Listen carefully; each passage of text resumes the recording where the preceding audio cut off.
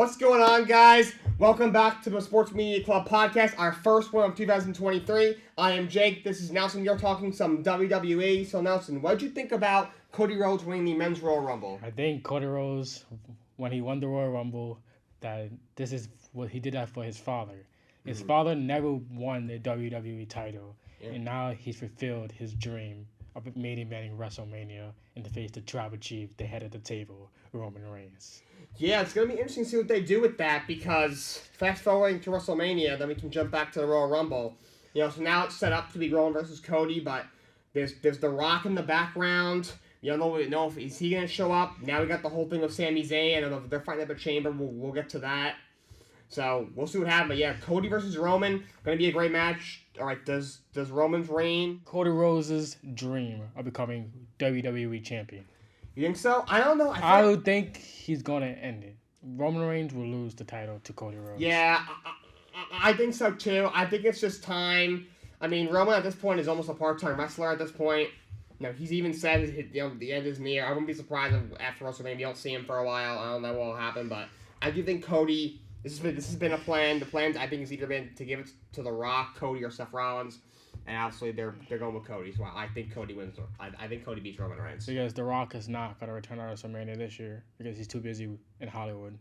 Probably. I mean, it's either the WWE is making this like a giant smoke screen, or just The Rock told him it's just not going to work this year. Maybe next year, but we'll see. What about Rhea Ripley winning the Women's Royal Rumble? I think Rhea Ripley's I think she has another shot of becoming champion after winning the Raw Women's Champion and the Women's Tag Team Champion. Now she has gone off to win the SmackDown Championship. Also, she won the NXT title. Yeah. So if she wins the SmackDown title, she becomes a Grand Slam champion.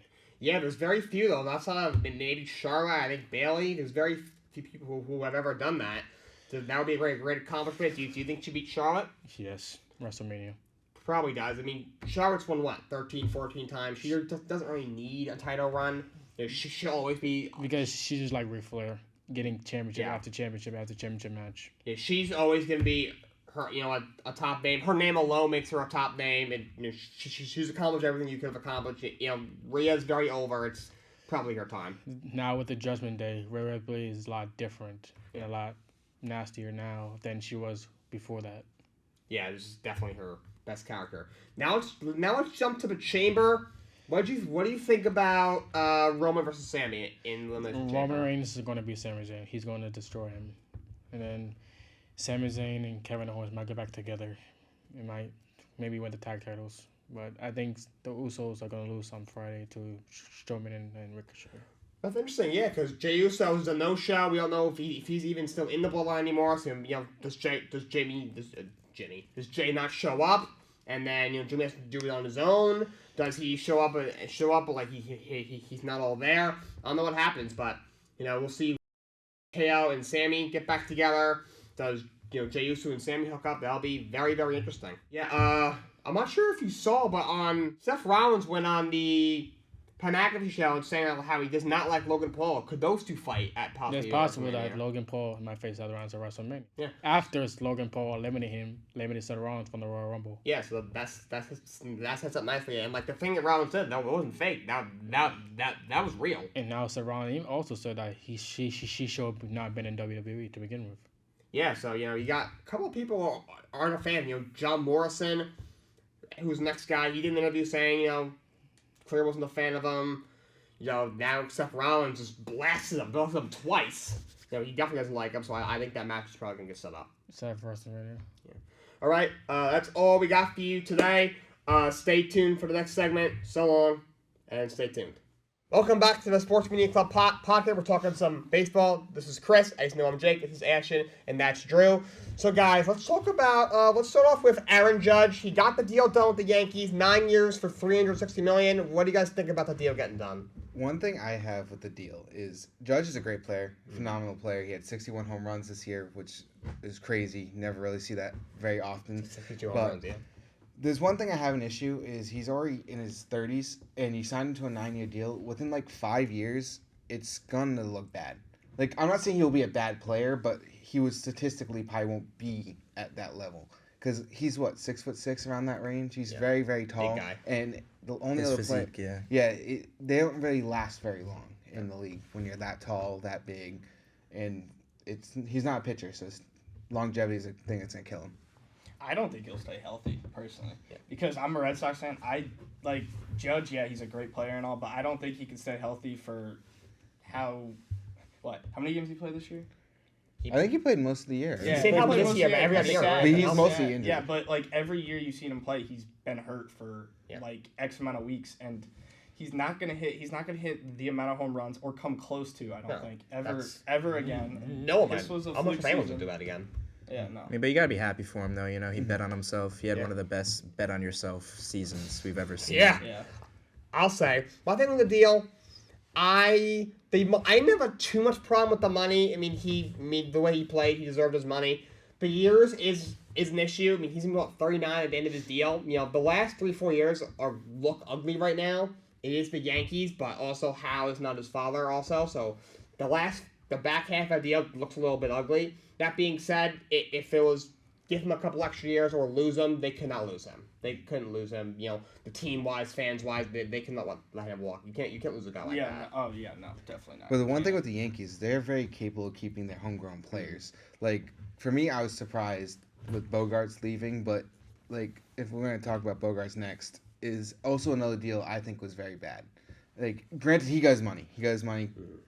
Congrats to Bogey getting his money and all that stuff. But one issue, again, it's another 5-year thing. He's already on a decline. Like, we already saw the downfall hitting. Like, he's still a very good shortstop. Like, he's still one I of the wonder top what of the league. I wonder what they're gonna do once Tatis comes back. I think Outfielder. he's going to the outfield. You I think he's so? left field. They're playing the When are the outfield. universal But they D- also have four. And the universal DH helps them. But they Yeah. have four That's true. shortstops on the roster. Yeah, they have Tatis. They got Bogarts. Kim. Bogarts, Kim, and Machado. Machado. Well, Kim's a Machado good already went to player. third, so. Well, yeah.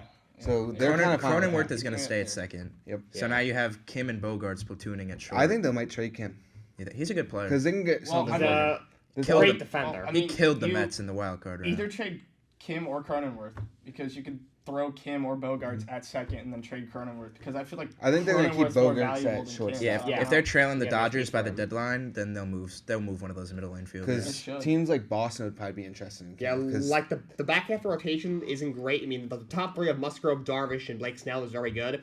You got Seth Lugo and like Nick Martinez in the back. That's could be better. Yeah, if they're behind the Dodgers and they need one more good starter, one more good reliever, I think they're smart. They'll move Kim or Who's coming out of the Reserve. pen for them? They got. They still have Hader. They have Hader. If he yeah. can be consistent, Robert Suarez is pretty good. They have a decent pen, but I mean, you but can need a never have good too back much. half. They You lost can never Josh have Bell. You can never have enough bullpen help, especially for a team that's going to be in the playoffs and might have a chance to have a deep run. So I wouldn't be surprised if they make a move at the deadline for a reliever. They lost Josh Bell, and I think that's a big blow for them Yeah, he wasn't fantastic after the deadline, but it's also because their lineup is very right-handed heavy. it is. How many left-handers do they even have in the lineup? If you had You to got go count down. Profar is a switch hitter. Yep. Did And Profar? which- That's I don't just know if huge. he's there anymore. He's still. Oh, he might be Is a he free still a agent. free agent? Did anyone Yeah. pick him up yet? No, I don't He's a think good so. player. He's gonna Yeah, make yeah. an impact wherever. There's he so many goes. players in free agency that They're still are testing very the money. valuable. So- Yeah. Bunch of relievers still available. Andrew Chafin's still out there. A bunch of relievers still available. Profar's another one. There's still some guys out there, so we'll see what happens with them. Wait, how about Devers? You want to talk about Devers? Yeah, first of all, I was surprised they even got it done. I was like, oh my god, Chan Bloom is gonna have to trade this guy, and he might just get fired if he probably was if he didn't get the deal done, he might have gotten fired on the spot. So, as a Red Sox fan, I'm also a Red Sox fan. I think that was a deal they had to get done. Yeah. That was one I knew it was going to get done. I just didn't think it was going to get done this quickly. I thought it was going to be one of the things we saw halfway through the season. Breaking news: Devers signs a crazy deal, but they got it done very fast. And I think with that, they also built a team around that with Devers. It's a very solid team. They brought in Duval. They brought in a bunch of relievers. Like, their relief pitching is a lot better. Yeah. My question is still starters. Yes. They have like 7 people that can start. yeah, Kluber. Yep, the Kluber was a good pickup. That move make no sense to me personally. Well, 'Cause we I think need a he's starter. older, and he doesn't have the heat like he usually.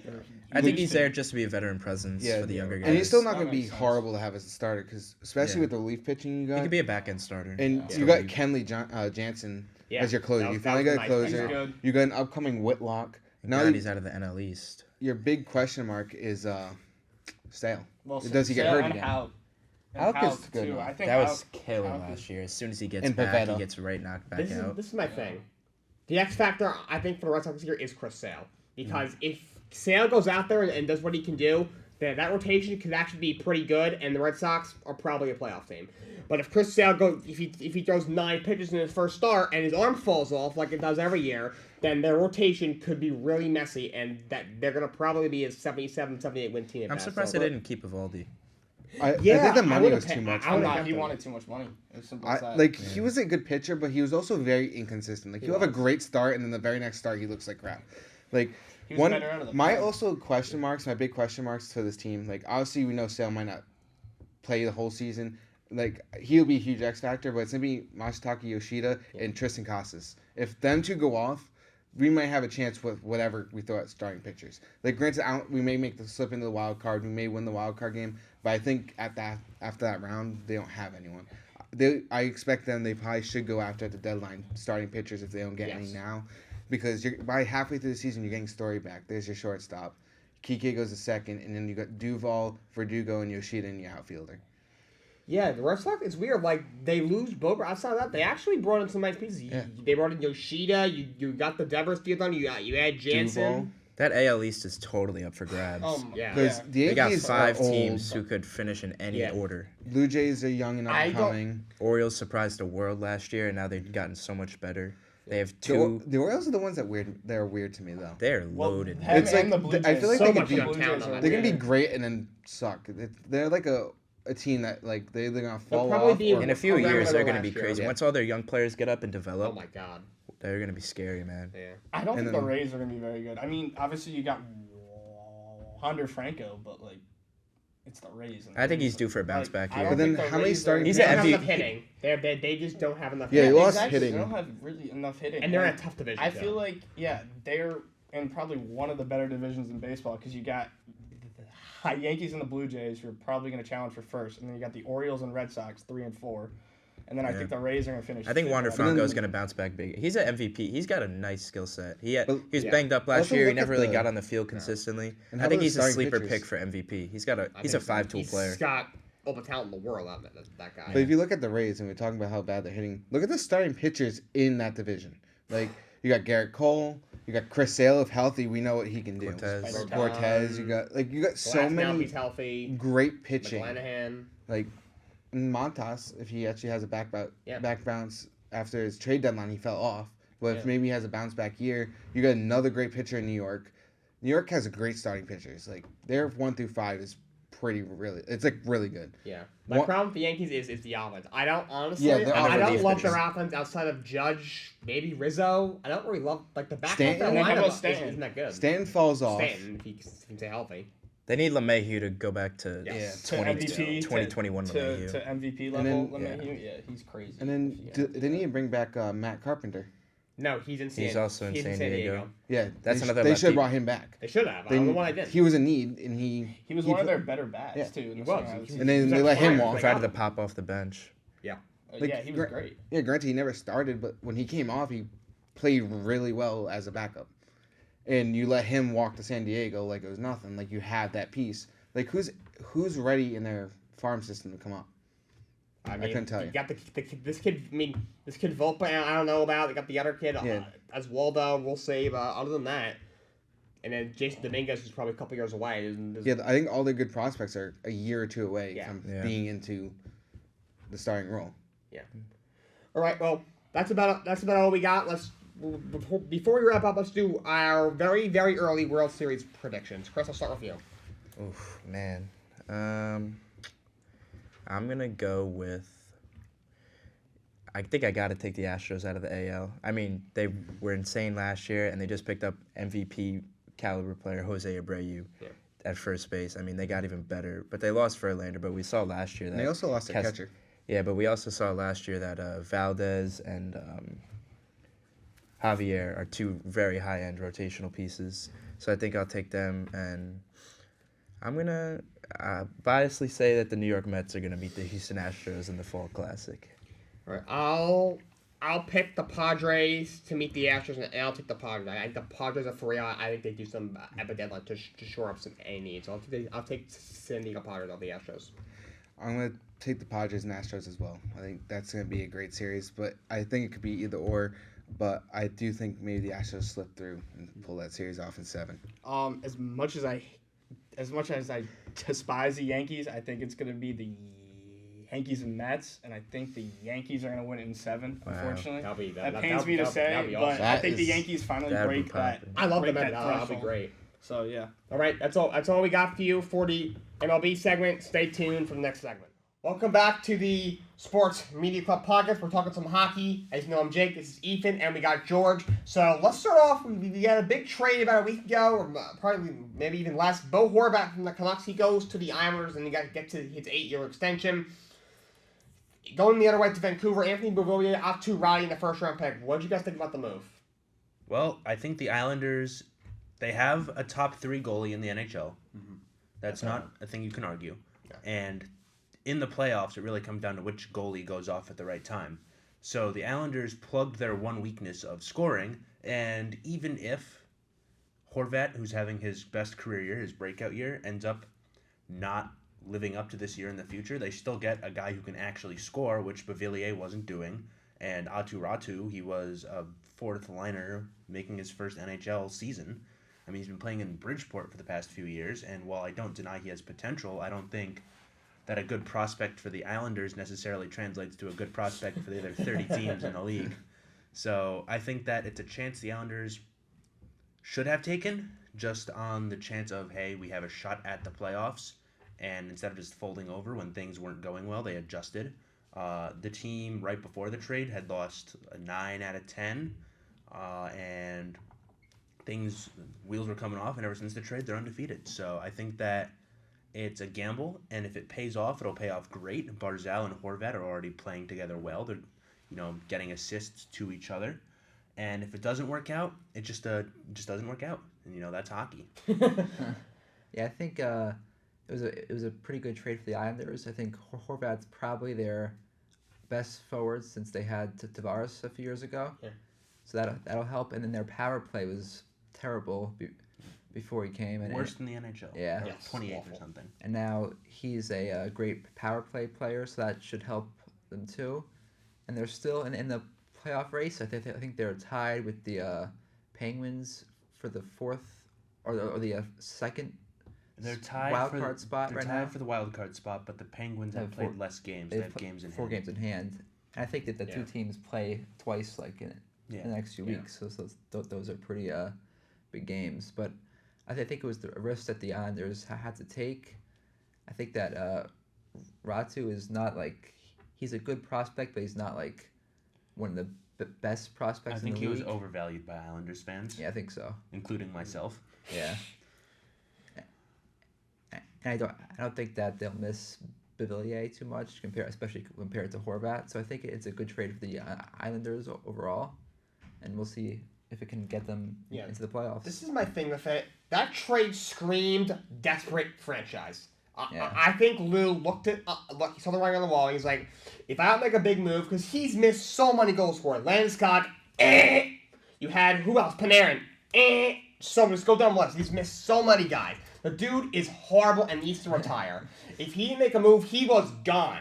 Kaput, gone. And Lane would have followed him out the door, and he should, because they both suck.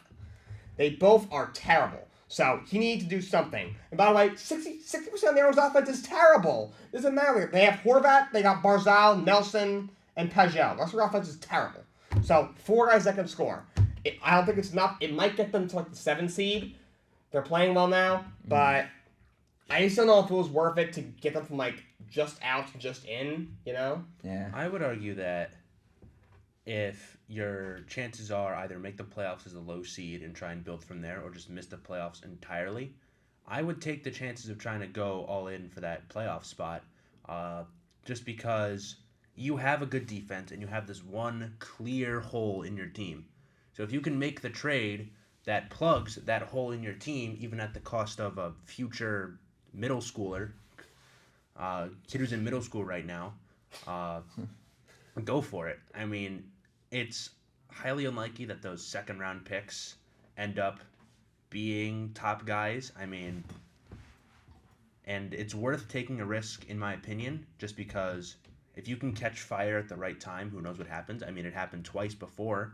The Islanders made the Eastern Conference Finals when they probably on paper shouldn't have.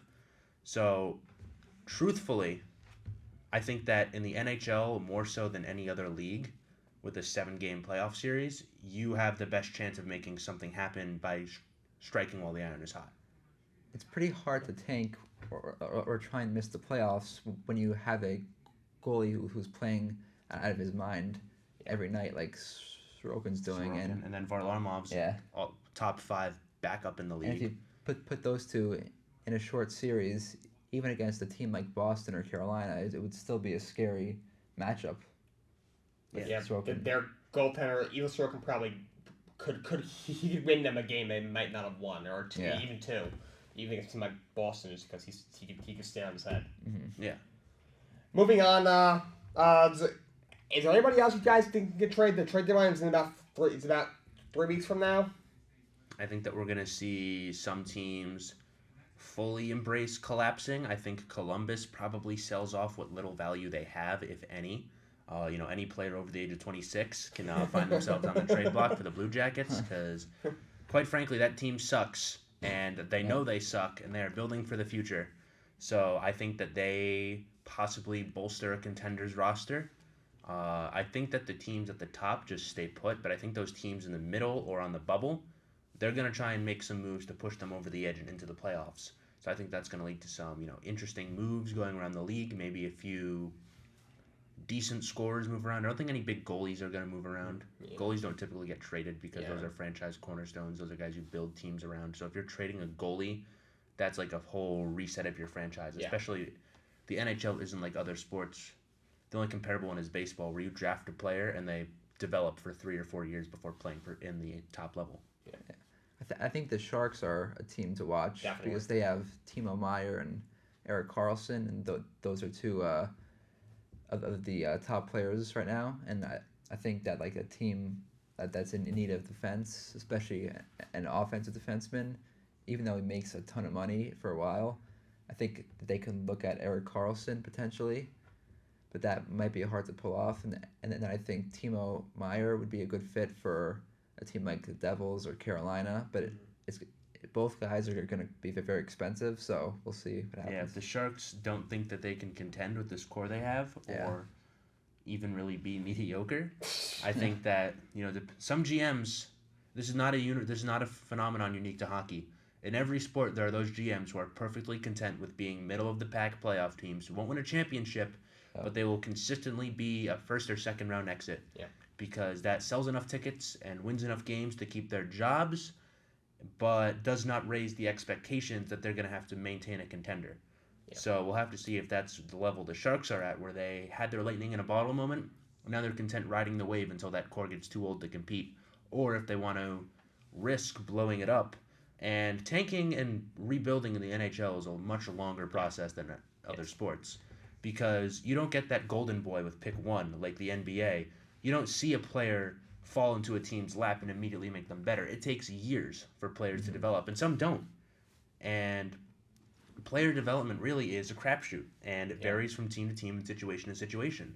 So, do the Sharks have faith in themselves to either keep contending, or do they have faith in their player development to get that next generation of Shark players in through the system, even if they suck for a few years? We'll have to see. And if they start making these trades, even these, I think price tag isn't too much for contending teams to ask with the salary cap. I think that's the only concern.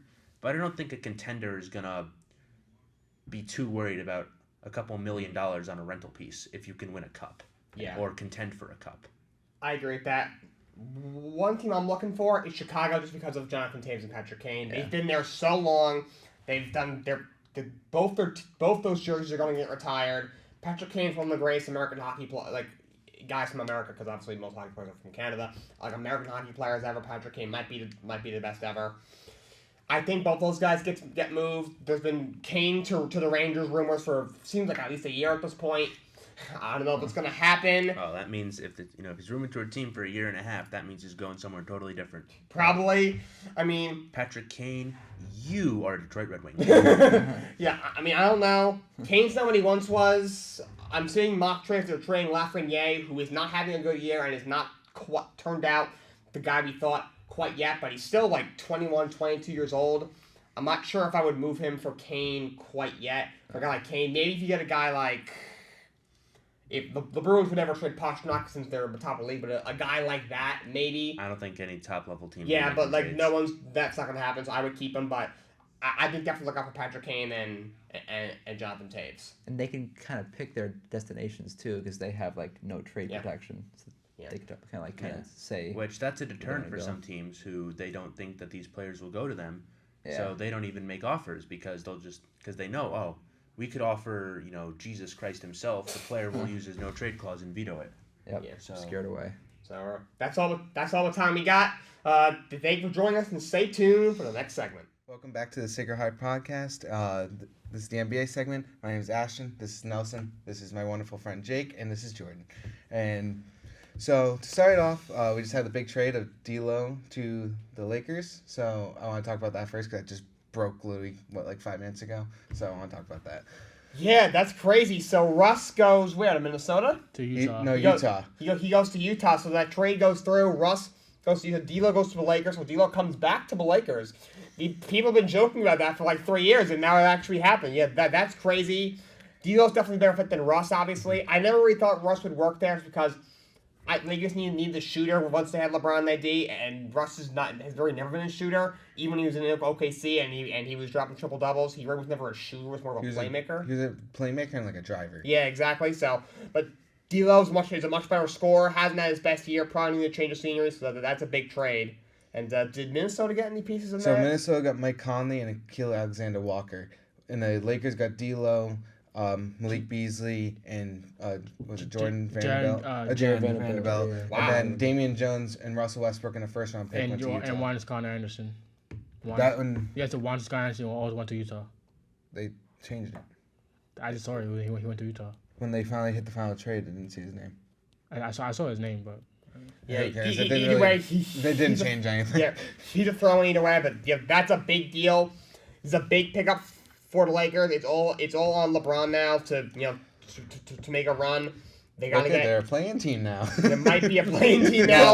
No, the Lakers were definitely the winner of this trade. They Shout got out, that point shout out to the GM for making these moves, and Rob Pelinka. And- Congratulations again to LeBron for passing Kareem on the all-time scoring list as well. Crazy. That's crazy. I never thought I would ever see that in my life, so that's a huge accomplishment. But back to the trade, I feel bad for Russell, man. I just don't. I feel bad for these last couple of years. I feel like he's been, even though he wasn't playing up to his potential, in the beginning of his Lakers career, I feel like he's been done dirty, man. Because I do feel like in terms of his athletic potential, he can still play in the NBA. It's just that he never learned how to get a jump shot.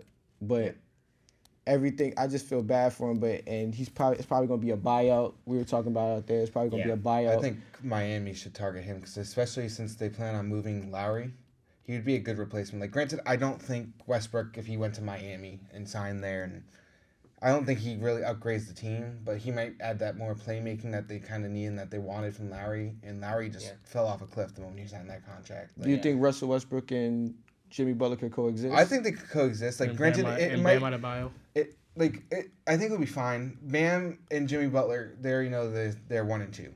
So Westbrook is coming in just to play make. They got shooters. Granted, they don't have the depth that they used to have, like they had last year, the year before that, and the year they went to the finals in 2020.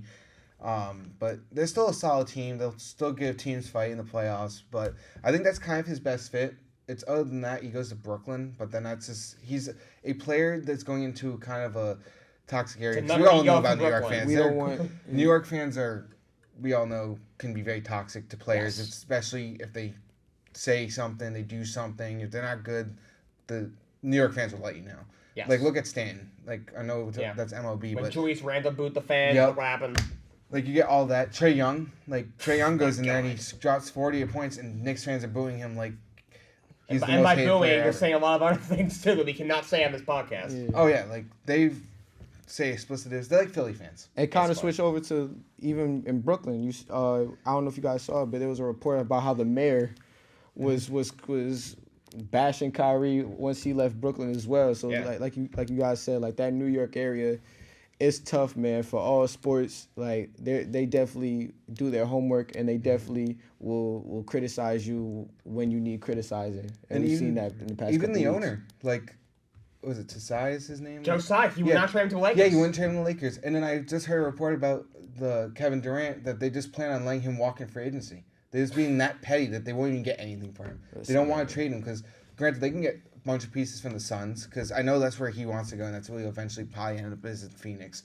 He wanted to go there in the offseason, and the Suns have a great offer for KD. Like, if they decide to do it, they get Ayton in that deal. They're getting DeAndre Ayton, you're getting Mikal Bridges, you're getting a couple of first-round Jay picks. Crowder.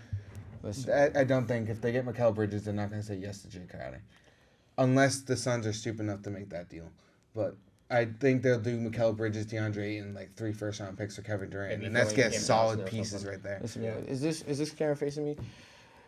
Josiah, the Brooklyn Nets organization. Can we at least let Kevin Durant finish the season, please? I don't know if you guys will put this in perspective, but it takes a lot for a player to leave a team before the season ends, before All-Star break. For not only a good team, but a team that's projected. I know the Celtics is pretty much a guarantee for the as a Eastern Conference favorite, but the Nets were doing really good this year, and they were projected to do really good this year. And the fact that he left before All-Star break, I understand that Kyrie has problems, Yes. but that I think that also we also have to look at the organization as well. The Nets are a great run organization. They've I- been... I understand you have problems with his beliefs with the whole vaccination thing and then the anti-Semitic things that transpired throughout the year, but you have to work with your player, and as a star player, and I do believe Kyrie Irving is a great guy outside the court. I do think he has great things about him. So with that being said, you have to work with him, and if you have championship aspirations with a team that not only has Kyrie Irving but Kevin Durant, you have to work with him. And I think we have to look at the Nets organization as well, and not just Kyrie Irving. Yeah, it's more than him. I mean, look, they had James Harden, they had Kevin Durant, and they had Kyrie Irving on one team. They had won one playoff series. They won probably as many series as the New York Knicks have in like the last 10 years. 2013 was the last time the Knicks won a series. Yeah, and That was against the Celtics. with Depleting Paul Pierce and Kevin Garnett. Okay, let me just Rajon say this: Rondo. Carmelo Anthony accomplished more than Knicks than James Harden, Kyrie Irving, Kevin Durant did combined the Nets. Well, I was actually talking with other people, other friends of mine. I honestly think the James Harden trade was the start of the whole debacle. Downfall. I agree. I personally think that the James Harden trade didn't make sense at all because Kyrie Irving and Kevin Durant are ball dominant players in themselves, but it helps that Kyrie's 6'3", Kevin Durant 6'10", so you could work some pick and roll actions with them, pin down screens. But when you have James Harden, who's about the same height as Kyrie Irving, they play the same. That's not gonna work. You know what I'm saying? So it's like, 20 ball handles. and if you notice, I don't know if you guys remember, but the Nets when they just had Kyrie Kyrie Irving and Kevin Durant, they were doing amazing. If it wasn't, I believe that first year that was their best chance to win the championship Yes, it because it was a fresh new look. I thought it was the best, but after that trade, it There's just one went thing downhill. I noticed, and I think we could all say it, is drafting your players is a lot better. Building your team through the draft, In the NBA, if yeah. you want to talk about like the Celtics, we're talking Like about Jaylen Brown, Jason Tatum. they're Eastern Conference favorite. They traded their first big star in ages in Paul Pierce. Then they got in Kevin Garnett. They brought in Ray Allen. They won a championship in 2008. Then they traded them away to Brooklyn. They got four first-round picks. Yeah. Right. Two of them, one was James Young, who was a bust. And then the next two were Jaylen Brown and then Jason Tatum, who are we talking about? One's an MVP favorite right now in the top three with Luka and Jokic. I would The say other that- ones are very. He could be a number one option on any No, team. they're top duo in the NBA. And They're top duo in the NBA. And looking at that is they just brought in pieces around them. They also drafted Robert Williams, who's Right. one of the better young centers in the league. So, is drafting the way to go in order to build a team? And then only pieces that you buy are the ones to build around your role players, because you're not going to draft great role players. Not every team does that. No team's going out there and grabbing some star role player. You typically bring in veterans that used to be good, that were great at one point, and you bring them in. Now you're a role player. Like that, I think is the way to go. Right. Like this, it's rare occasions like Philly, when they brought in Jimmy Butler and they had that great year, great run, and then he lost to one of the craziest shots in NBA history, Kawhi, yeah. Kawhi. That I think the Sixers, they won that series, probably went to the finals, and they Probably. probably had a chance to win it all. Well, to go off that, I think it depends on the team. When a team is rebuilding, it's probably easier to say that drafting players and acquiring players it will be the best look, because you're rebuilding. You're trying to get the younger players and trying to incorporate them into the system.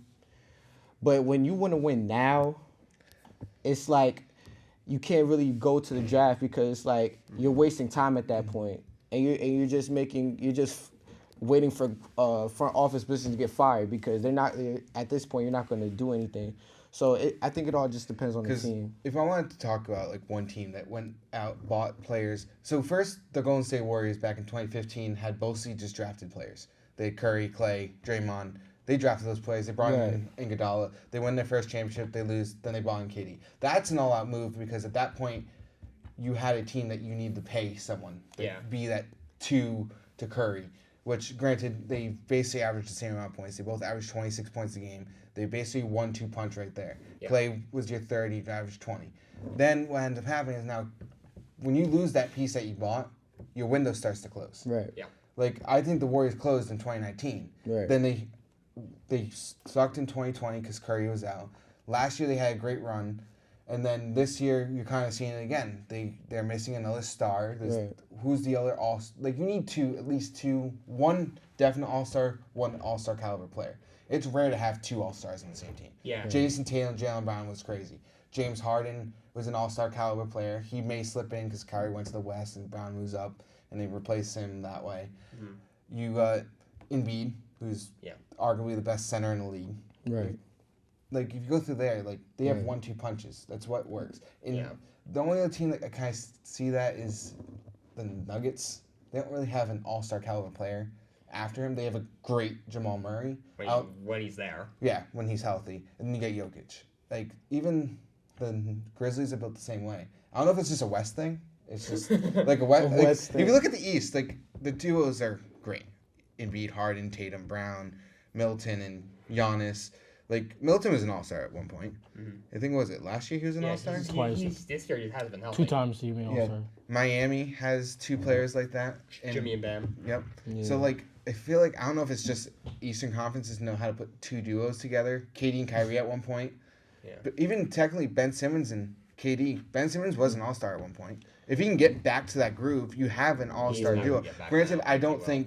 But, Granted, I don't no, think he you goes are back. right. If he does, that team is very, very scary. But But then KD, I don't think they bring them back. I think they're Yeah. going to let him walk because Joe Desai is very petty. Nah. I think you can agree with that. But going off of duos, so what do you guys think? Nelson, I'll start with you. Like, speaking of duos, Kyrie Irving is making his debut tonight in 2 hours, in 1 hour actually. Nelson, what's Kyrie doing tonight, bro?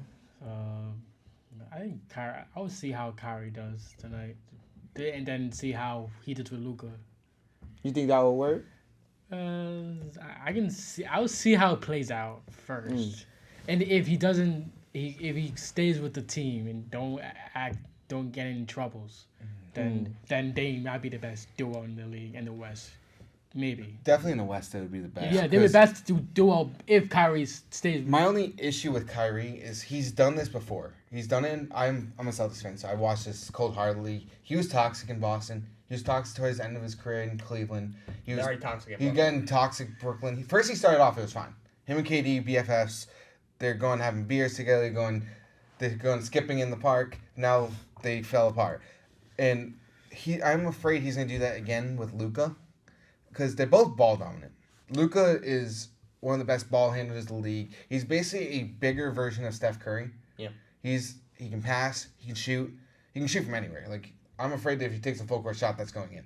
Like, granted, full court shots are a very low % shot, but he can hit those. So if they can work, they're a championship caliber team.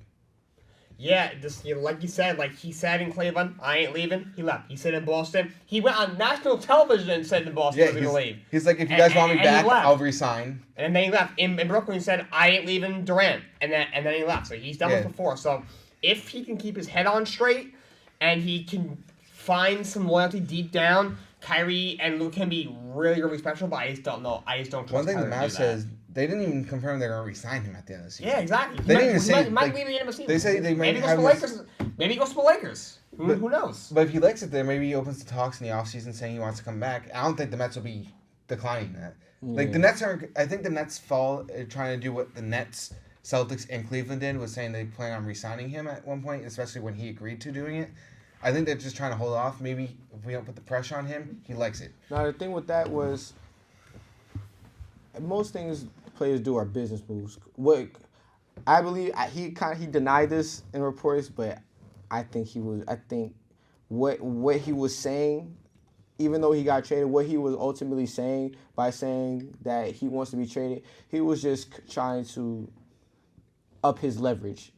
When players say they want to leave, they want to get paid. Yes. And as a player like Kyrie Irving, why wouldn't he want to get paid? Did you see the contract he was asking? He wanted a 4-year, $200 million. But like, are you paying your number 2 star that? I understand. Like, if he was your number 1, obviously you're paying him big. But we have to understand what type of player Kyrie Irving is. In my opinion, He's a in this great generation, top 3 most skilled player. Yeah. Especially, I will go on a tangent. He's the most skilled player that I've ever seen. So he's our Allen Iverson. Yeah. If it's not Similar. if it's not for his moments of playing and not playing, playing and not playing, he would get paid his money. But going off of that, I'm jealous of Dallas. I think they made a masterclass move. I think Kyrie and Luka will be a great tandem. But we'll see, man. We'll see how they do tonight. One headline I did see today about that trade is this was a gamble that Dallas could not afford not to make. Like, they had to make this deal. Like, this was a gamble you're worth taking on. For sure. Because you could make this deal and it falls apart. Okay, he's a free agent, you let him walk.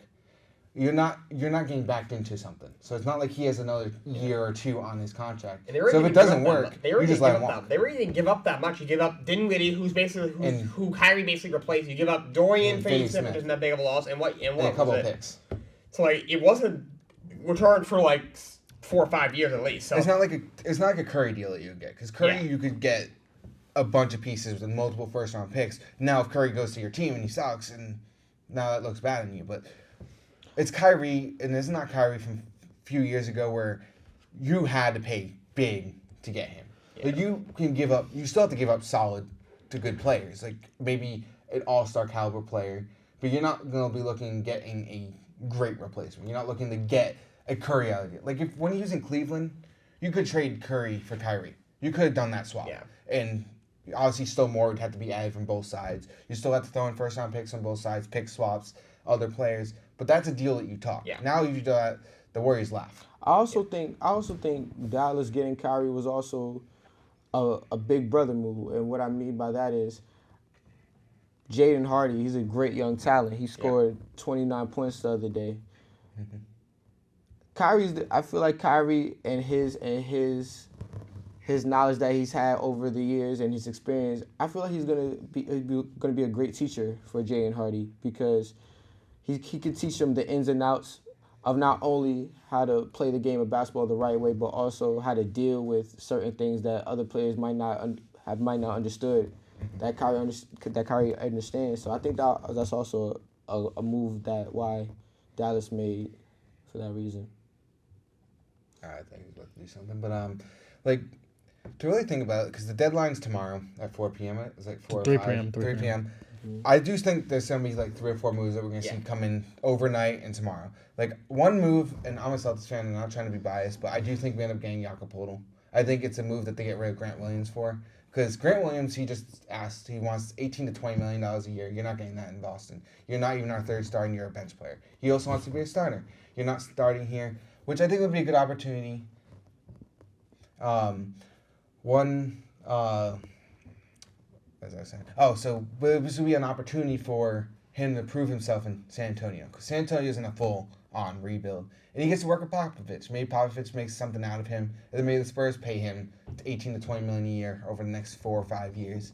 But that's my big move, I think, happens tomorrow. I think a bunch of smaller moves are going to happen, like Cam Reddish to like the Bucks or something, stuff like that. And I think that's the only big, huge move you're seeing. Maybe Zach LaVine if he gets traded, but I doubt it. I doubt the Bills are going to trade their star player unless they're getting something Maybe huge in the I do think he could go in the offseason, but now probably not. No. Because I think in the offseason you're going to start seeing a lot of stars moved. Mm-hmm. I think you're going to see stars switching places because maybe they do a sign trade in Brooklyn with KD and they get something for him. Maybe Zach LaVine's the piece that they talk to. Maybe the Bulls say F it and go for it. Yeah, I'm interested to see what happens in Toronto. I think they're definitely a team to watch because we're hearing a lot of guys could get moved. They've been very underwhelming this year. Fred VanVleet's a point guard. Their point guard might get moved. I heard OG Anunoby could get moved. I doubt Pascal Siakam goes anywhere. But they said they're very, very, very reluctant. But teams are calling because they're hearing all these guys in Toronto are available. They said I guess they might as well call for Siakam. I doubt that happens. He's a very good player. But I think while one of VanVleet and OG go, I don't think both go. I could see both of them staying, Toronto staying pat. Maybe Masai Ujiri, you know what? I like this core I have. We need to keep building. Mm-hmm. But I think they may move one of them. I don't really think VanVleet is that good of a fit for that team because they have guys like Siakam and OG who can really score. I think they need a point guard who can distribute more, be more of a playmaker. VanVleet's more of a scorer. He's also an underrated perimeter defender, but offensively, I think they need a point guard that's more of a distributor, and VanVleet's more of a scorer. So maybe if you move him, I'm not sure who they could go. I mean, teams are going to call, but yeah, I think that's the team to watch. I would say there's a lot of moves going to happen tomorrow, but next segment we're going to have is the NFL, and the Super Bowl talk will be going on. So, see what happens. And stay tuned. Welcome back to the Shoot Podcast. This is the NFL segment. I'm Ashton. This is Sebastian, Drew, and Chris. And we're going to start off talking about the NFL Honors, which is coming up on Saturday night, which is one of the shows I do personally like to watch. I feel like some of these awards are very obvious. Like, we know who's going to win. I'm going to go around and want to ask who's your MVP choice. Mine's obviously going to be Patrick Mahomes. Yeah, mine's also going to be Patty Mahomes. I really think there's not really anyone besides Mahomes that should win it. I think if Hurts stayed healthy, he would give a fight. I mean, even but then, that team's I still stacked. think It's so Mahomes. easy to put that there. He lost a key wide receiver, and he still made the Super Bowl this year. I think it's clearly Patrick Mahomes. I mean, Mahomes is just a talent we've never seen before. The gap between what he does and the second best person at his position is a greater gap than any other position on the field. But there's a huge debate with who's the best quarterback in the league. Right now the debate is Joe Burrow and Patrick Mahomes, because especially since second half, Josh Allen kind of fell off. But I think that was mostly because of his shoulder injury that he suffered against the Jets. But yeah, Mahomes is a talent. If you go talent-wise, there's a gap. There's a huge gap. Sure. Stat-wise, Josh Allen's up there. Joe Burrow's up there. Yeah, but Trevor Lawrence in a couple years is going to be there. We're going to have a conversation in a few years talking about who's the best quarterback, because you can say 5 names and no one can. I think it's Patrick Mahomes and then everybody else. I think there's a giant step down. Yeah, I would agree with that. Sebastian, who's your pick? Right now, I think definitely Patrick Mahomes is the best quarterback in the NFL. I agree if Josh Allen didn't have a shoulder injury, he definitely would have put up a better fight. With the Bills, I also think there's a bit of an offensive struggle with play calling, offensive coordinator too. And, their O-line's really struggling as well. On paper, they look good, but once they get into games, Josh Allen gets sacked 5, 6, 7 times. I'm a New England Patriots fan, so we play you guys. Yeah, I'm a Bills fan, so. We play you guys every year, and, granted, last year and the year before, I was scared of playing the Bills, because they were that good. Mm-hmm. Now I walk in this year, I'm walking in going to next year, and I'm nervous. I'm not even nervous about playing them. I'm nervous about what's going to happen with the Bills. because there's a regression that we're seeing, and it's coming fast, and it's faster than I expected, and by obviously Bills fans. Yeah. Like, one thing I noticed is Diggs and Allen. They don't get along. I don't know. I think the only thing that really comes up with if they get along or not is at the end of the Bengals game when Diggs was yelling on the sidelines, but he's just a competitor, man. He Yeah, I wants think to that's win. it. I think they're just both competitive But the- top dogs. The I think. issues I have is, I know also we're kind of getting off the NFL honors when we're talking about Buffalo, but my thing is they want to win, and I know Josh Allen wants to win a championship in Buffalo. He doesn't want to leave Buffalo. I don't think Stephon Diggs, but I do have a feeling that I wouldn't be surprised this offseason they trade Diggs and get another star wide receiver for him. Maybe it's not the guy they want. Yeah. Maybe it's like a T. Higgins, which still wouldn't be bad. That would be a good swap. But I'm afraid what happens. It's gonna happen this offseason that makes or breaks for me for the Bills. Yeah. And we'll have that debate again next year about who's the best quarterback in the league. Is it Josh Allen, sure. Joe Burrow, Patrick Mahomes, Trevor Lawrence, Justin Herbert? Does Aaron Rodgers leave and have a great year again next year? We don't know. I think the big thing with Allen is he tries to do way too much. He puts too much on his 100%. shoulders. And he's not accurate either. He's not the. You most never accurate see him guy. throw the ball. He always throws it in harm's way, especially in the red zone. He led the league in the interceptions with Dak. He's just He's clumsy. Yeah, and he takes a burden. And another thing is, he takes he takes a burden. He takes a lot of hits. sure. He runs the ball way too much, and we've seen scrambling quarterbacks not last that long in the league. And he's a big guy. He should. Yeah. He's huge. 6'5", 230. I'm He's a pretty more sure athletic. big. If you want to compare him, he's like Big Ben, size wise. Yeah, like, but Just you look at faster his- and stronger though. He's just mobile. Yeah, he's just a mobile version of Ben Simmons, or people say Philip Rivers. His career right now is turning to be Philip I Rivers. know, and that's what I see a lot, and that terrifies me as a Bills fan. Like, granted, I loved Philip Rivers. I was a huge. Granted, I had Brady for 20 years. Even though I watched him for about. Granted, I've only watched him for 9 to 10 years. Yeah. But I got to see we saw the greatest era, who just basically is now walking out the door. But Wait, with who? With him? With Manning, the with Manning Brady, brothers, I mean, Breeze, yeah, Breeze. Like, that and was then a Rodgers great. is out the door in a couple of years Yep, too. So Matt for Ryan is Yeah. he's And, back. I mean, he he's wasn't practically really- walking out the door now. Matt Ryan wasn't really on. Like, He wasn't on the their tier level. of Brady and Manning and. But Breeze, he- But he was but, still yeah. he was on the Eli Manning level. Like, Yeah, Eli I Manning, would we say still so. saw as a good quarterback. Like, Yeah. granted, Yeah. he wasn't great. He wasn't gonna win you multiple. But Super the thing with Bowls Eli is Well, without he a great did win multiple defense. the thing about Eli is that when the lights shine brightest, Yeah, he lifted up his game. Yeah, he played better when. And you lights couldn't were say on. you can't say a lot of quarterbacks that do that. 2-0 like- against the Patriots. Like, yeah, That's true. like, granted, like watching Eli Manning in the regular season wasn't great, right? Like, but when you have a No. great, like, he was one of those players you build a great defense around, and Yeah. you end up turning into a And he Super makes Bowl a few caliber team. plays when you need him Yep. to make a play. And in the playoffs, he showed up. He showed up in the playoffs. Yep. Other than his final couple years that he made the playoffs, which is fine. Their teams weren't great those years. But to get back to the NFL honors, because we kind of just distracted. Who's your offensive player of the year pick? Mine is Justin Jefferson. Justin Jefferson. Yeah. It's probably Jay Jettas, I would say, definitely. Because I think- Tyreek Hill makes a great case, though. I think he makes a case, but I think, like we were talking about with the gap of Patrick Mahomes and the next person under, I think it's the same with Justin Jefferson right now.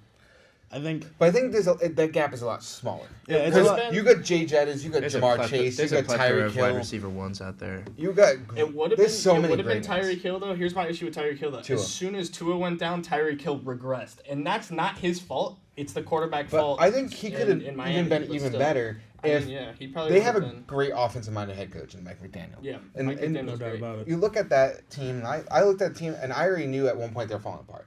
It's a Miami thing to do. If you are a fan of any team in the AFC East, you see it happen every Yeah. year. Last year, it was the opposite. They started off bad, and then they finished great. Yeah. But they still didn't make the playoffs. New England slipped in. They played Buffalo and got destroyed, which I was not really surprised about. I wasn't really mad. I was kind of happy we made the playoffs. I didn't care if we win or lost. My heart has never been happier than that. But it's also a good experience for teams that have young quarterbacks to have a loss like that in the playoffs. Yeah. It builds character. Except Josh Allen had, and sorry to bring that up, like It's 3 great losses in the playoffs. You had the AFC Championship, the 13 seconds last year, and you had this year. Like, it's been tough for Allen. But one thing is, all those quarterbacks, Allen, Mahomes, Burrow, Herbert. they all had great wide receiver ones. Obviously, except for Mahomes, now he's a great tight end. That's his wide receiver. one. practically He is a wide wide receiver. receiver. He, Yeah. At this he point, lines moves like up a on the wide. He outside runs every routes play. like a wide receiver. He's But you had Like, Tyreek if he was a Hill. wide receiver, he'd be the best wide receiver. But you for put football, those, and all those players can be, Yeah. with those quarterbacks can be offensive player of the year candidates. Yeah. Except for maybe Keenan Allen. Not a Nah, huge. Keenan Allen's If he could stay in the field, he's on he's the a Yeah. decline So- now. He's getting I- up there in age. And then, like, if you look at that, our offense, it's an offensive league now. It's not defense. 100%. Like, because defense play a year is going, it's between three people. It's going to go to Boza. It's despite, definitely going to go to Bosa, though. Cause unless you're an Eagles fan and you think Hassan Reddick. Chris despite- Jones put up a hell of a run. there Chris for a Jones was defensive another tackle. good one. TJ Watt, even though he missed half, like, Basically a good half span, the he year. still was in that conversation. Who's the third finalist? Bosa, I think it's Reddick. Reddick. Yeah. Yeah. And Eagles fans think he should win, but He's that's got so just- much help on that D line. He's but got a it's- solo matchup They got every Brandon time. Graham. They got Jones and Bosa are getting double teamed or Yeah. chipped on every play. Like, Hassan Reddick has a and free if shot. you look at at all the teams quarterback. that have great. Von Miller was getting double teamed. Judon, who had a great year, was Yeah. also getting double teamed. Like all the great DNs are getting double teamed. Brandon Graham was on a stack team. Like I think you could throw any linebacker into that position and they're gonna do really well. Another big award going up there is Coach of the Year, and that's a tough one. It's I think Brian that's Dable, one of the more Nick closer ones. Sirianni, and then I definitely think it's gonna be Dable because I saw like with Daniel Jones last year. I couldn't he made Daniel I would Jones have a good never quarterback. I would have never saw this coming with Daniel Jones, and the fact that Saquon stayed healthy obviously helped. But I think it's clearly Dable because they almost won a playoff game too. Yeah, They almost they beat- already won one, and then they Yeah. almost Yeah. beat the Eagles. Like, Yeah. granted, yeah, they Well, played. not almost. They played Yeah, not- Minnesota. Or not- I no, did. No wait, They they beat wasn't Minnesota. almost. My bad. They Yeah, beat but- Minnesota and they got killed by the Eagles. But like the Eagles one won the thing Super Bowl, I so. saw is like we were talking about probably before this year is what's gonna happen to Daniel Jones. I know Giants fans wanted him out. It was his this last shot. offseason. And this was He's their basically quarterback prove now. yourself. Yeah. And now they're talking He's about their con- franchise guy now. I Like, mean, I right don't now, see I I mean, he's why- asking for a little. I- I saw a it's report 35 at to 40. 35 to 37. I was like, Yeah. yeah, And it's getting up there. One thing I I'm don't know. looking is he's not your franchise guy. He's not going to win you a Super Bowl. We're at the point where you have to find that next guy. What you call You the gotta guy. you gotta have a top tier QB to win in this Like league. granted, I think you can win a Super Bowl with guys like Mac Jones, Daniel Jones. But here's the thing: you also have to have a great defense. You have to have great offensive calling. And great weapons. You need great coaching, and that's what this league has. If you have a top tier quarterback, you can have decent coaching and win a Super Bowl. But there's players like granted right now I am putting Allen in that like you need a great defense. I think his defense has let him down all these years, and the Super Bowl conversation that we're about to get into would probably be different because personally I thought the Bengals Niners was gonna be the Super Bowl matchup. My original pick was Buffalo Niners, with the Niners sadly winning. I wanted Buffalo to win. I mean, the It's last great to say as a Patriots fan, but I love Buffalo fans. think- Personally, Yeah. like I have no hate against Buffalo. They're one of my teams I like in my division. I'm not mad about Jets fans. I do not like Miami fans. at Buffalo all. just drew the short straw all season. I It's mean, like- it's every the- week, like every injuries shot they were could crazy. every week something was going on. Von Miller gets hurt. Devon Miller was Micah just a Hyde nail in the gets hurt. coffin. Micah Hyde. Yeah, that was right before the season even started, right? Yeah, That was I in think it was like preseason. week. Damar week Hamlin four. was his replacement. Yeah. And then Damar Hamlin And then that awful, like passes away on the field, and now he's Yeah. healthy again. And I just heard a report he got cleared to play football again. That's which is crazy. which is Yeah, but- unbelievable. Good for NFLPA him. medical say he could It'd be play interesting to football see. again. But now it's up to him. Does he want to continue to play, Yeah. especially what just happened? And will the NFL and the Bills let him? And Jordan Poyer might be on his way out too. like Really? I think Yeah, he might not get re-signed. Just we don't have enough cap room. I and, think uh, you're gonna see a lot of moves happen. That's like I think one of the moves was Von Miller signing to $160 million was Yeah. crazy, or 120. I forgot what it was. Yeah, but Something that was along they the thought lines that of was that. going to be their last piece to make a push all their chips to the And table now- for I this think- year. but now you're seeing you losing. I think Jordan if our defense was completely healthy this year, It- it you would have had been a a whole chance. different season. But that goes for every team. So like that's not an excuse Well, I'm yeah, trying to like- make. Like But- the Patriots, like granted, like they didn't have the greatest season. Yeah. They had great. Mac Jones had a great rookie year, and we saw him fall off. Like They the were team, terrible in the fourth quarter Oh, this year, though. like 100%. They couldn't wrap up games because I remember that game, Christmas Raiders. Eve, I think it was. Yeah, I against was the at that game Bengals. personally, and we fumbled. They played well the first half, and then the second half they just No, fell the apart. second half they Or played crap. The or- first half Yeah. they played crap. The second half they came back, and Yeah, then we yeah, practically yeah, had the they game came won, back. and then we fumbled. Yeah. And then they Turnovers was fumbled. Irish, It was a but- big turnover year. But for if you look at the Patriots. teams, like when they say it's like Bills, that was their final piece that they thought was Von Miller. Like, New England didn't have a bad team on paper. If you look at the paper, it was a very solid team. That's a team that could slip in the playoffs. But Yeah. their Maybe wide win a game or receivers weren't two. great. I think But, like, the receivers weren't, like, I they're not think if they flashy. can go out and get They're serviceable. But, Yeah, like, they can get the Devontae job Parker done. healthy is a good wide receiver. Yeah. Like, Yeah, you're looking at... But is he a wide receiver one? I don't He's- think so. No. Here's my thing. He's a wide receiver, low wide receiver one. He's not a wide receiver one you want. He's a wide receiver one you want on a crappy team. In a Like, passing league, you need a bona He's- fide. I think Dog. You at just need a best he's guy a that's wide number receiver one. too. like here's the thing. Like, Tyquan Thornton, to me, I love Tyquan Thornton. I'm still a huge Tyquan Thornton fan. I think he's going to have a better year next year with an offensive-minded coach. His speed's what you need. You need a threat. That's what you need out of a wide receiver one. Devontae Parker does threaten you on 50-50 balls. But you're not taking that shot every play. No. So he only threatens you 20% of the game. Yeah. But now let's kind of switch over to the Super Bowl, where we're having two great teams. Like, I don't know if I really Both want to number one call seeds. the I don't Eagles know. a great team. I wouldn't call either Because they of them had a the great team. cakewalk I'm being real. team. I think the Eagles are much better on paper, but the The Chiefs. Eagles are The Chiefs have better Defensively- coach. They have the better quarterback. I mean, think, like, yeah, quarterback does play a huge part. Yeah. But for me, it's defense. I think this game comes down to defense. I think we're going to see a rematch of that Super Bowl 52 against New England and the Eagles, where it was a high-scoring game. It's going to be whatever defense makes that one stop. It's the one key Yeah, stop for that sure. wins. It's them going to the be game. whatever both teams. Philly's third in the league in red zone completion percentage for a touchdown, and the Chiefs are second in red zone Yeah. percentage. So I think it's going to come down It's- to whoever converts in the red zone and who And doesn't. for me, it's whoever gets that one stop. Because Yeah. if the Eagles come out and they get that one stop on Mahomes and they go and score and they go up 14, it's hard to You push can't that keep back. trading field goals for touchdowns. You can't do it. Yeah. And you can't like get one stop, then they score, and then you just keep trailing them, and then they keep allowing them to score. Because at one point, it's now just keeping that 7-point lead. Yeah. You need that stop. Like, and one thing is, I watched Super Bowl 52, and I'm comparing the Super Bowl to that 'cause it's what I think it's going to be.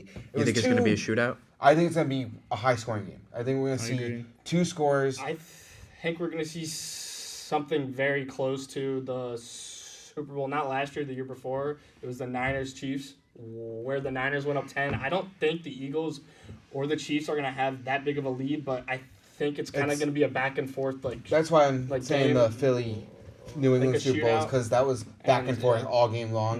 And then Philly made that clutch forced fumble on Brady that forced them to go up by 8, and then Yeah, forced yeah. New England to go for a Hail Mary attempt. And that's what I think is going to happen. I think, like, for me, like, I know we're making our predictions at the end. I think as of right now on paper and what the game is looking like and lean to, Eagles are going to win the Super Bowl. That's what it looks. That's I what it mean, looks like. The script says the But that- Eagles are going to win the Super Bowl. Yeah, I so saw that. I guess the Eagles are winning the Super So, Bowl. No, but but on paper, they are the Super Bowl favorite and the They team are, that should 100%. win the Super Bowl. Yeah. But I'm not counting out Patrick Mahomes and never what count he out can Patrick do. Mahomes. who never should. The yeah. only issue is that ankle, because if That's it's true. But he's I had know. 2 weeks off, and, And he looked and fine I was last gonna week. say he Yeah. looked last great game. last week. but one thing don't is think that's it gonna be a does scare problem. me though is ankles and injuries always scare me, and when QBs have an injury like that, they do tend to favor that side. When, Yeah. If like because it was his left leg, Mhm. or was it right? It was his right ankle. Right Yeah, ankle. I was gonna say I think And it's right, and that's his drop. If you're foot, coming too. on that side, if Brandon Graham's coming on that side to come, Reddick in on- comes from that Yeah. side. or You're right. Reddick,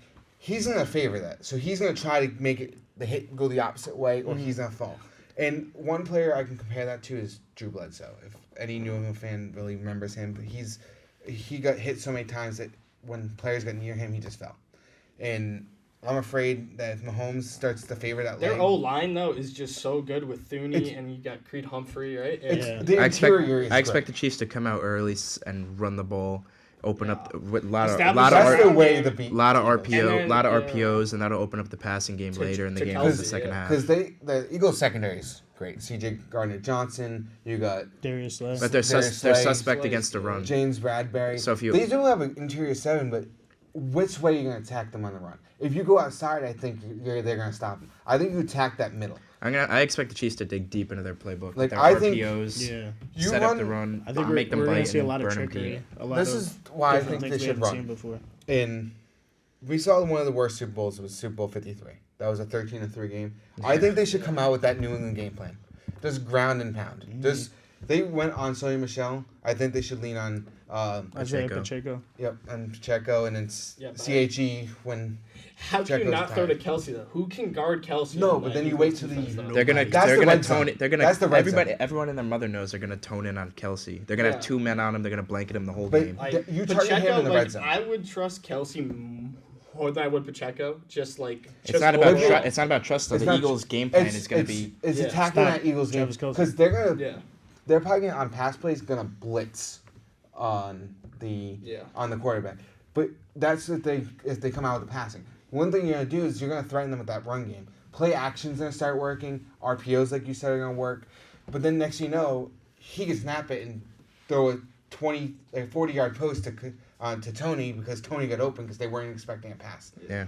Play action, they fake the handoff to Pacheco and they just chuck it deep. I think a It's- big piece of this game is Mahomes and the Chiefs have been there before. They've been down. They know what it takes. So- Mahomes has been in but the Super Bowl 3 times. The vets on this Eagle team Think about it. have- We've never seen Hurts play with his back against the We also wall. have the defense too. From Well, the We've Eagles. never seen. Brandon Graham this has whole- been there before.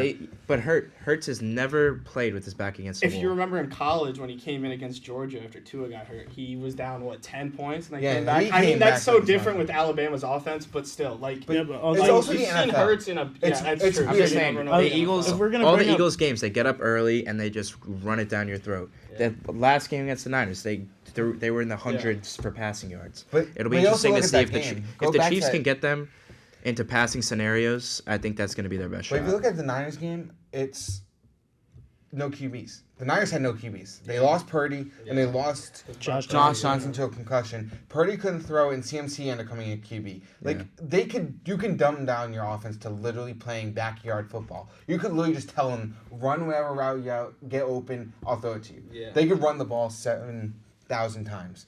So and then switch off to the Eagles. I think the Eagles are gonna come out with the passing. I think passing and QB draws. Like You think so? and QB runs. Yeah. I think they're gonna use Hurts' athletic ability and And- they use his arm. Yeah, they got to get When Hurts you have- outside Their the wide pocket. receivers are very good. Yeah, They're when you have one- AJ Brown and Devontae Smith, I mean, there's no way that you're just not going to pass to them the whole game. I know that there's obviously going to be a lot of running from the Eagles, but I think we're going to see a really balanced offense. Here's the from them. problem with the Chiefs though. They're not going to double team AJ or Devonta Smith because it's you too can't. hard. And you got Yeah. Goddard too. Because you can't. Because if you double team one, you can't have Smith or Brown One-on-one. one how on one about- with and you got anybody. Goddard. Really. And you got Yeah. Goddard too, who's a Yeah, threat. and to come in. Goddard too. Like you can't leave any of those three guys. It's going to open. be a shootout. It's gonna Yeah. be yeah. 100%. Yeah. So what's y'all predictions? I'm going to say I can't see Patrick Mahomes and Andy Reid losing 2 Super Bowls in a row. I'm going to say Chiefs 34, Eagles 29. Well, my godfather's a big Eagles fan. He's been texting me throughout the playoffs. He really thinks this is their year again. So I'm gonna go Eagles. I'm gonna go Eagles 36, Chiefs 28. I think the Eagles will win by 8. As much as I probably want to see Mahomes win a second, I do think, because not even looking at it on paper, I'm just looking at it in general, I think the Eagles are just a better team. I think better defensively. I got the Eagles winning 41-38. I think it's going to be an offensive shootout. It's just going to Wow. be score, score, score, score. Yeah. And I think at the end of the game, there's going to be that one stop the Eagles make that wins them that game. Yeah. And For sure. that's how they're going to win. They're going to win on defense, and they're not going to win just because Hurts had to go play for 338 yards. Unless the Chiefs come out with the game plan of heavy run. Yeah. In all realness, the script says 37-34 for the Eagles. But in my opinion, I think the Chiefs are going to pull it out. It's going to be a real gritty win. It's going to come down to the wire. It's going to be a lot of back and forth, a lot of shooting, like you guys say. Definitely offensive dominated Super Bowl. But I think definitely the Chiefs 41-38. So we're split. We got 2 and 2. Who's your MVP though? For I was gonna say what non-quarterback Yeah, is what gonna play is gonna have the non-quarterback? biggest impact in Travis this game. Kelce. You think so? I think Yeah. Travis Kelce's going to have 2 touchdowns at least in this Four? gritty win, high offensive scoring game. For me, I'm going to pull out a surprise. It's not going to be Devontae Smith or A.J. Brown. I'm going to go Miles Sanders. I think Yeah, he's going to bring out some receiving skills in yeah. this game. He's going to have like a 2 touchdown game. Well, I think. So I have the Eagles winning. I think it might come down to the O line of the Eagles and how well they can block against Bryce Jones and that front seven of the Chiefs. Like, I think Tyson Kelsey has to do one hell of a job in order to stop him, and I also think Boston Scott could be primed for a big game against the Chiefs on Sunday. I'm going to go to the defensive side of the ball, and I think the end of the game it's going to come down to one final stop, and I think Chris Jones is going to prove everybody why he's a Defensive Player of the Year candidate, and he's going to have a big game. He's going to impact the ball game. So before I say thank you for watching, I want to shout out all the talent that we had today. They all did a phenomenal job. I want to give out a shout out to our amazing director, Justin, and our amazing technical director, Liam, and the rest of the crew that was working behind the scenes. They did a great job for our first podcast of the year. I want to thank everyone for watching or listening, depending on which way you're going to see it. That's all for our podcast today. Thank you for watching.